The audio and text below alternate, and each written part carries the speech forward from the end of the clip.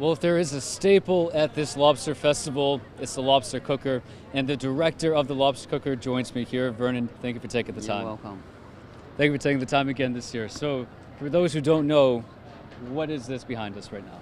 This is the largest cooker that we have right here in Maine, in Rockland, the largest one. The largest one is. Yep. How many lobsters get cooked there throughout the entire festival? About 20,000 pounds of lobster that gets cooked in there. So you got a lot of meat there that you're going to be breaking and eating and munching and all that. And there's people that come by and watch this whole process. Could you kind of walk us through start to finish what the process is like? Well, they come to watch us because I think they like to watch it because we have a truck that comes over there and it backs in, and they take the two people in there, count the lobsters out, put them in the basket, and then they'll come over and wheel them over to the cooker there and drop them down in, and it takes about 13 minutes to cook them, so that they really enjoy it. So I think they like the big thing and want to know more about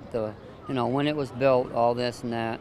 So we have a bulletin board up there. We'll tell you all the information about the large cooker and everything. Yeah. And how important is it that people, when they come here, they learn a little bit about the process? They do. They really enjoy it. They want to know how it's run, and it's run by propane and all that, how many minutes it takes them to cook. They really enjoy it, and they never seen anything like this, and they enjoy it. So. And there's a reason why it's a little bit barricaded. Why people can't go in there. Right, it is. It's they like the view, I believe, because they got the ocean and everything, so they enjoy it. Yeah.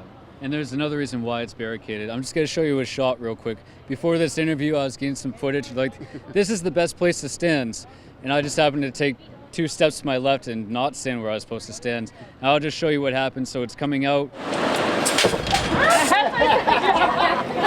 And then you see how the water hits the camera? Well, that was actually my face, too. So if you're wondering, why did Doug just look like he just took a quick dip in the Atlantic Ocean? That's because water hit my face. And it felt refreshing. I'm not going to lie. It felt refreshing. And just as refreshing as talking to you again this year. What do you hope people take away from this experience? Well, I don't know. It's just, I don't know what that answer would be, but I know that people enjoy it. They ask it when we first come in here in the morning, when we first come, because you'll have to start it with a little water. You'll have to build it. You'll have to build that pressure up. Mm-hmm. And then once you put them lobsters in there, because you know how cold it is in that truck when they come out of the truck into the basket, they drop it in there, and it takes that temperature down. So then you gotta really push up that pressure a lot to get it going up to cook them. But I think a lot of people never seen the Maine lobster here. I had a gentleman I was talking to, and he said they never had that. They said they had catfish. I said, okay, keep your catfish. We'll stay with the lobsters. But they never seen one, so I was showing them a difference between the male and the female, and they really got a kick out. They enjoyed it. Yeah. Well, I'm sure for anybody who's ever been to the Lobster Festival, the lobster cooker is a staple, and Vern is as well. Thank you for taking the time again this year. Back to you guys.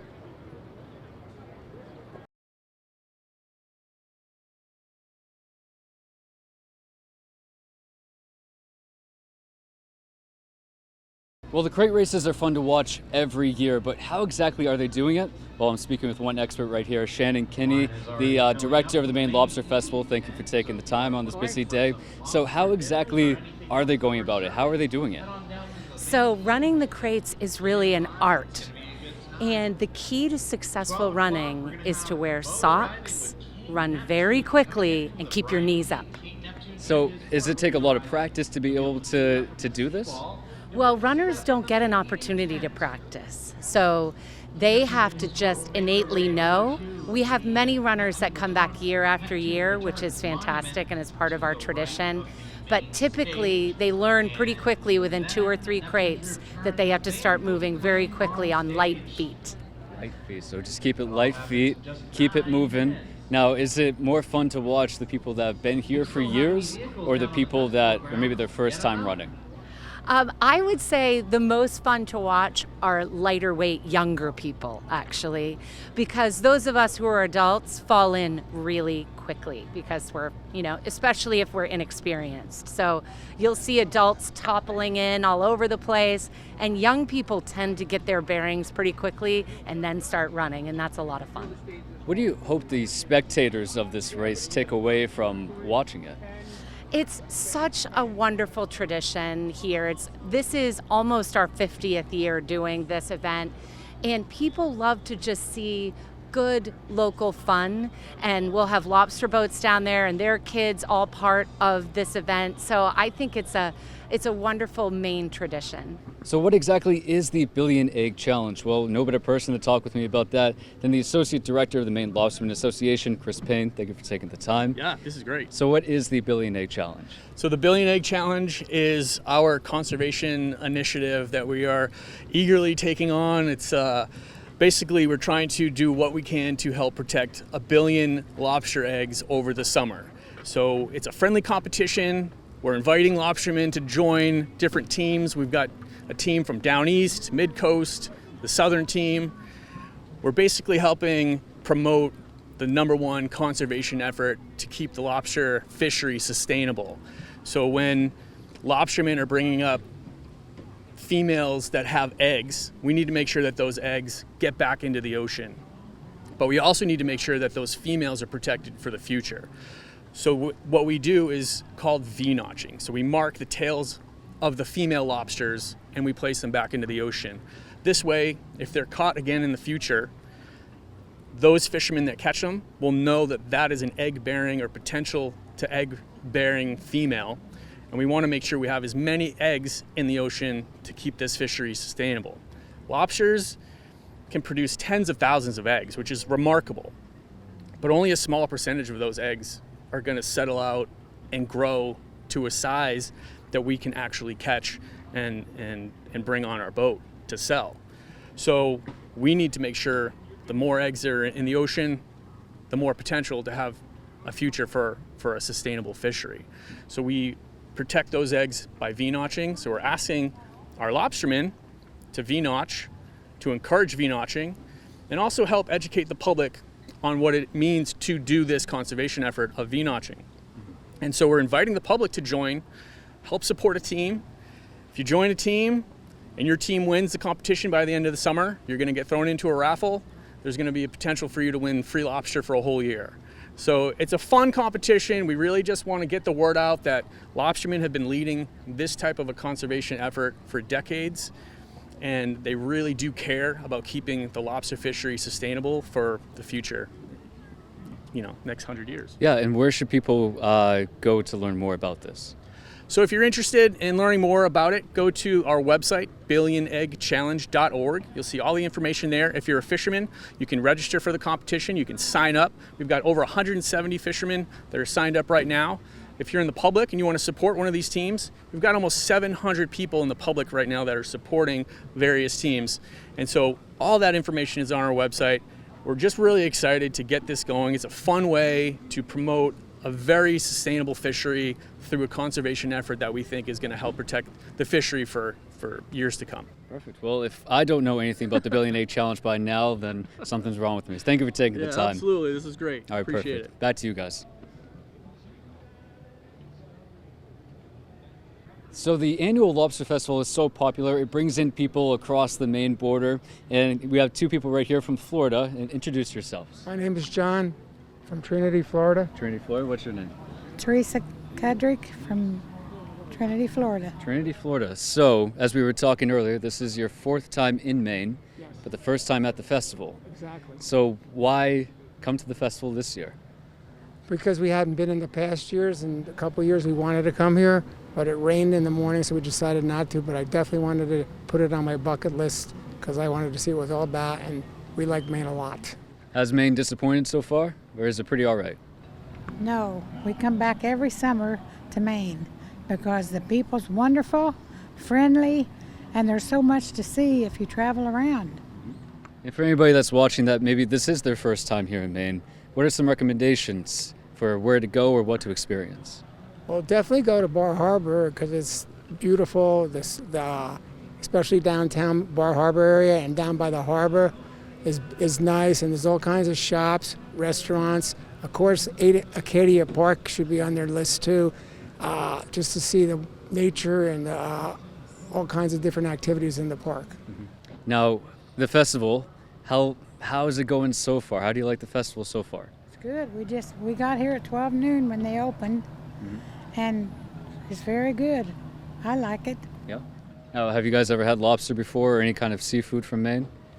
Oh yeah, I like every year I get at least a lobster roll, and it's great. And of course, New England clam chowder is the best. Yeah. Now, is there anything that you hope to take away from this experience that, maybe you carry back with you to Florida? Just, hey, if you got the time, especially in the summer, obviously, head up to Maine, head up to Bar Harbor, head up to Rockland, come to the Lobster Festival. It will be absolutely great. And what do you hope to take away from experiencing both the festival and the state of Maine? Just the chance to come again. Perfect. Well, I hope you guys do come again, because, this is a pretty unique tradition that we do here in Maine, and Maine's a pretty spectacular place too. There's always a lot of places to go to. So I hope you guys, thank you for taking the time. Thanks a lot. It's nice to meet you guys, and hope you enjoy the rest of your guys' stay. All right, guys, back to you. Are we done? Oh, sorry. We are now. Well, one of the many opportunities this festival gives is community support. And here to talk with me about that is Dan Flaherty, the treasurer of the Maine Lobster Festival. Thank you for taking the time. Anytime. So how does the festival give back to its community? So as a nonprofit, one of our main missions is to really support not only in promoting the fishing industry, we also raise money throughout the year. So the festival itself is a huge fundraiser. With the money that we raise, we give back to the community through giving, donations, scholarships, and awards. Over the past 10 years, we've given out about $230,000 back into the local community, supporting over 100 different nonprofits, school groups, as well as giving space for local businesses to also participate. We also encourage people coming to Rockland because we like to boost the economy, so that's very exciting for us. Yeah, and it must be a very interesting time in Rockland to see this festival and all it does for not just the tourism, I'm sure, but the people that actually live here. Yeah. How important is it to support the people that call this area of Maine home year-round? I think the big thing is it's a heritage-based event. One of the main things that we try to encourage is the coastal part of Maine, not just Rockland, is a working waterfront from Eastport all the way down to Portland. And the individual small businesses that are supported through those who go to a restaurant, who come to our festival, who go to a local business, make their way to actually supporting that lobster woman, that lobsterman who's working all throughout the year to bring in a lucrative product that's not only, again, beneficial for us here in Maine, but also across the world. So it's one small purchase can make a big difference. And there's, I'm sure, a lot of traditions here in the Lobster Festival, but the tradition of giving back to the community, how important, 79 years, yeah. How important is it to keep doing that for, another 79 years? I think it's a huge thing for us that we want to make sure that we continue to do that. I think going back, if we think back 79 years, I can assure you that we've donated well over $1 million. I think in the last 10 years alone, especially with COVID, it had us rethink the way that we position ourselves in the community, and we're trying to revitalize that. So again, as a fundraiser, this event alone allows us to do that. So the $20,000 that we're trying to promote this year and give back is the efforts of putting this together, and we're hoping to be able to do that. So keep up the good work. Oh, thank you. Thank you for taking the time. That's you guys. That's right, so volunteers really make this place run, and we're standing outside the volunteer tent right now, and there's over 900 volunteers at this entire event, and we're speaking with 3 of them right now. Introduce yourselves. My name's Marina Landreth. Anna Hill. Lucia Herrick. And these are 3 volunteers here. What made you guys want to volunteer this year? Well, we've all been doing it for like 5 years, I think, and it's just become such a tradition, I guess, and it's just amazing. We see all the happy people. We get to help out with everything in the festival. It's really great. And what do you guys do as volunteers? Well, if people want us to take photos, we take photos. If other people need help, we help them out. Just do whatever we can to help out. And what is your favorite part of being a volunteer? Probably helping everyone and just seeing everyone who comes from around the world and stuff. It's super fun to see. And this isn't you guys' first year volunteering, right? So what keeps you guys coming back every year? Well, I don't know. It's so much fun. You get to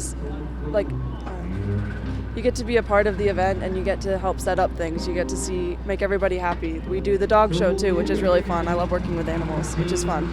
And we work in the kids' tent, which is fun to work with them as well. So it's just a really great experience overall. And if somebody came to you guys and be like, hey, I'm thinking about volunteering next year, what would be your sales pitch as to why they should be a volunteer at this place? You should be a volunteer here because the environment is so amazing and there's so many fun activities to do. The food's amazing. There's live singers. It's just great. And every single year, what is something that you guys take away from this experience that kind of carries through until the next year? I would say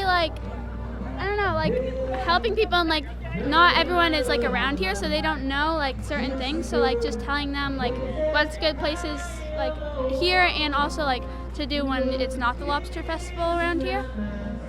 Well, if anybody sees a yellow shirt, if they ever come here and see a yellow shirt, tell them thank you, because this place runs off of volunteers, over 900 of them. So it wouldn't be possible without you guys. Thank you for taking the time to talk with us.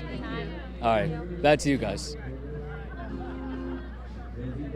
Well, there's a lot of traditions with the annual Lobster Festival, and there's a family whose roots are in the fabric of that tradition, and that's these people right here. Could you introduce yourselves? Yes, my name's Eric McMillan. This is my daughter, Isla Macmillan. And I'm Sky Macmillan. So tell me how your guys' family is involved with the tradition of this place. Well, my mom is the president of the Lobster Festival. My grandmother was also the vice president, and we've got a fourth generation Maine Lobster Festival goer right here. So what are some of your earliest memories of the Lobster Festival? I mean, I used to come to the Lobster Festival at her age, volunteering, running the crate races, supersized champ a couple times. There we go. Yep. It's just a lot of good times.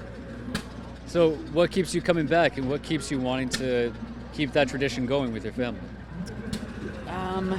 It's just a good for the local economy, lobsters. So what's your favorite part about this festival? Well, this year, I am in charge of the information booth, so I'm very excited to have a bigger part in it instead of just volunteering, which is what I did last year. So now I have a little bit more. And what's the importance of the information booth? How important is it to help people, while they're here? Very important. Lots of questions. People want to know about lobster, where they can get everything. So, yeah, we get a lot of stops at that booth. And how important is it to, keep the tradition of you guys' family rooted in this festival? It's very important, yeah. She's a part of the King's Court this year. She's a mermaid, and just keep it going. Yeah. Do you have a favorite part of the festival? No, that's all right. Listen, I'm shy too. That's all right. Do you have a favorite part of the festival? What's your favorite part? Being a mermaid. Being a mermaid? Yeah. That's so cool. What's it like to be a mermaid? I just like being on the stage a lot and seeing all the big crowd. She was a crown bearer last year during the pageant. Yep. And what's it like to see your daughter be a part of this as well? It's awesome, yeah. She really enjoys it. Perfect. All right, guys, back to you. Well, that's right. One of the very important parts of the festival is the art, and talking with me now is Eric Darling. This is his 5th year at the festival. Local artist out of Appleton. Thank you for taking the time. Thank you for being here. So, how important is the art scene in the festival every year? It's important for artists that are just emerging.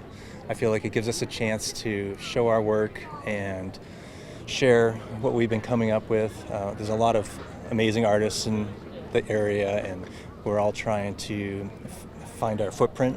So this is where I started, my first vending opportunity, and I was scared out of my mind to talk with the public, but the people here had very inviting, and it turned out to be an amazing experience. So now I've been doing it year after year, and look forward to next year. to be part of it as well. How would you describe the art that is here at the festival? I feel like a lot of the vendors are returning vendors, and they always enjoy being back here. It's, again, you get to experience the festival.